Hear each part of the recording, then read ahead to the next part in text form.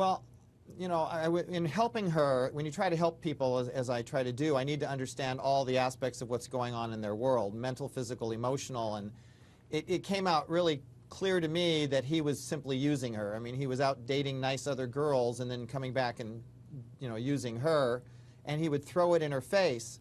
And, you know, it came to a head one day when we were, I was coincidentally in Las Vegas, and she called me just hysterical. They'd had a fight. He'd felt threatened by her. She needed to go somewhere, and I said, you know what?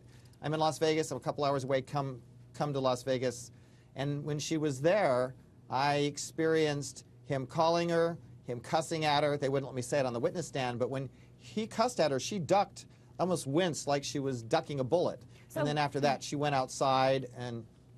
Well, Gus, why do you think she kept going back? You hear all of this abuse that she's describing to you, but she kept going back and kept going back. Why do you think she did that? Why do good girls hang out with bad guys?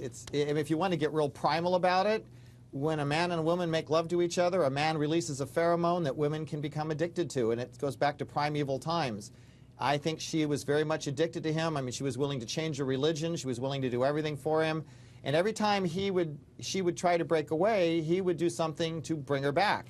He'd start talking nice to her, make promises. Let me ask you a question about the finger, the ring finger that we also dramatically held up in court. The crushed one? Yes. By the way, orthopedically, by the way, could have been a swan neck deformity. I have one right here. Yeah. You get that from pulling the finger. You get that from inflammation. You don't necessarily get that from, who knows? Right, right. So you knew her for a period of time. Had you seen this, you know, bent finger before? Had she ever told you what had happened to that finger?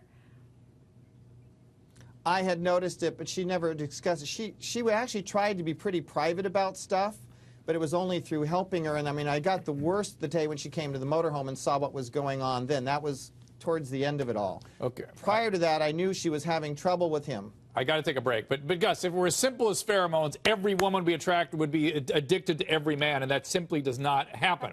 The fact is, when people become enmeshed in these highly chaotic relationships, it is acting out the circumstances of their childhood.